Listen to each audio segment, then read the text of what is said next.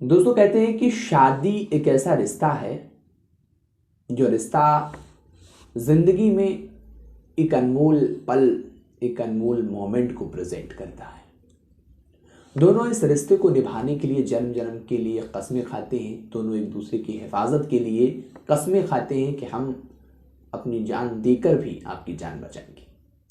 लेकिन दोस्तों तब क्या हो जब वही पत्नी या फिर वही पति साथ जीने मरने की कस्में खाते हैं और वही पत्नी अपने पति की कातिल निकले।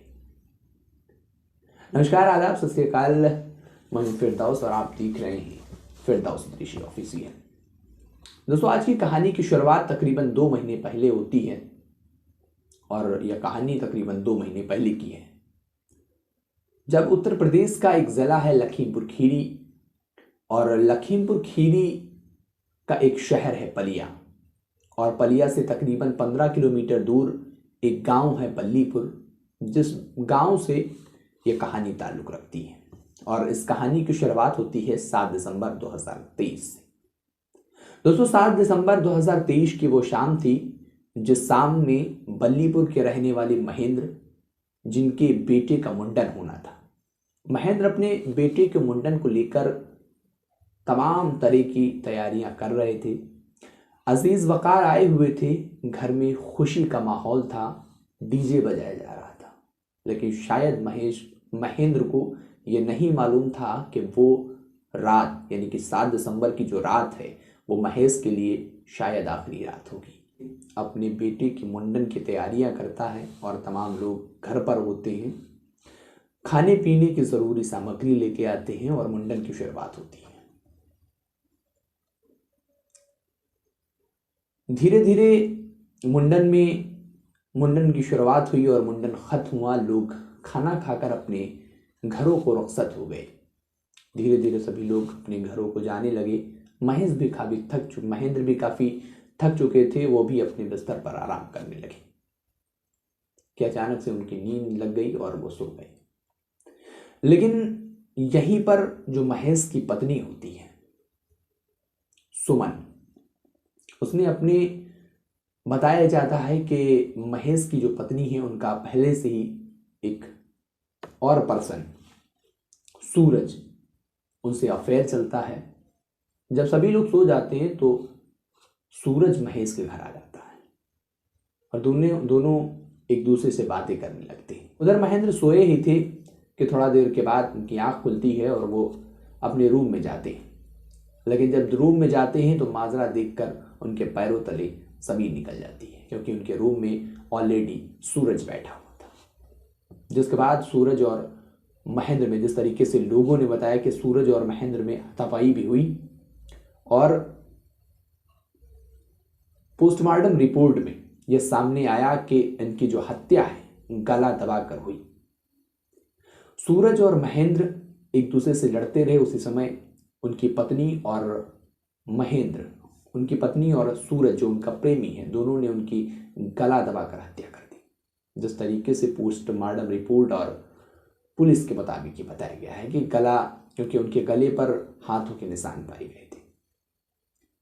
हत्या करने के बाद सूरज और उनकी पत्नी सुमन ने महेंद्र को फांसी के फंदे पर लटका दिया और रात बीत गई। सुबह जैसे ही तकरीबन 4:05 का समय था, उसके बाद उन्हीं के घर से रोने की आवाज सुनाई देती है। लोग काफी परेशान हो जाते हैं कि कल खुशी का माहौल था, आज इनके घर से मातम जैसा माहौल क्यों है, कौन रो रहा है। लोग वहां पर पहुंचते हैं तो मौके पर देखते हैं कि जो महेंद्र है, उनकी लाश, उनका जो शव है वो जमीन में पड़ा मिलता है। उधर सुमन ने अपनी बेटी से महेंद्र के बड़े भाई को सूचना दिलवाई कि जो महेंद्र हैं वो सुबह फांसी लगाकर आत्महत्या कर लिए हैं और आप जल्दी से घर पर आ जाइए। उधर महेंद्र के भाई मौके पर पहुंचते हैं और भाई का शव देखकर चीख पुकार उठ जाती है। हर तरफ जहां कल इस घर में एक खुशी का माहौल था, वो किस तरीके से रातों रात मातम में बदल जाता है किसी को पता नहीं चलता है।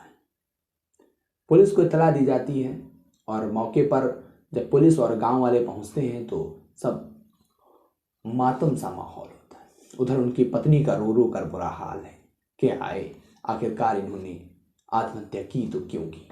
लेकिन जिस तरीके से उन पर पोस्टमार्टम रिपोर्ट हुई, पोस्टमार्टम के लिए पुलिस ने उन्हें मुख्यालय, जिला मुख्यालय भेजा और उसके रिपोर्ट्स के बाद, क्योंकि पुलिस को तो पहले से ही था कि जब रात में दो लोग अपने रूम में सोए हुए थे और अचानक से एक शख्स की मौत, वहां पर लाश मिले, तो कहीं ना कहीं अपने आप में एक नाम है कि आखिरकार क्यों, ऐसा क्या हुआ जो एक पर्सन की मौत हो जाती है।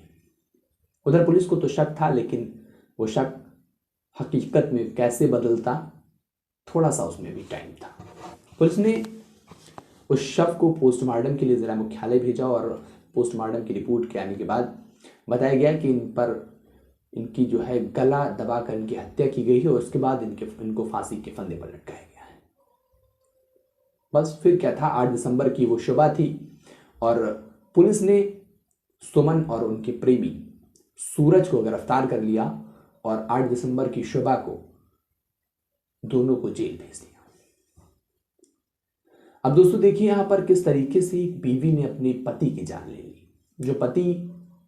जिस पति के साथ उसने जन्म जन्म साथ जीने और मरने की कस्में खाई थी, उसको अपने हाथों से ही गला दबाकर मार दिया। लोगों का साफ तौर पर, और जिस तरीके से पुलिस ने बताया कि उन पर 2-3 धारा लगाकर उनको जेल भेजा गया। अब आप देखिए कि किस तरीके की लोगों की मानसिकताएं हैं। मेरा आप सबसे विनम्र निवेदन है कि ऐसे लोगों के पर कभी विश्वास न करें। जो महिला अपने पति की नहीं हुई, जिसके 2 बच्चे भी हैं, वो आपके कब हो जाए। फिलहाल दोस्तों आज के लिए इतना ही, मिलते हैं अगले एपिसोड में। तब तक के लिए जय हिंद, जय भारत।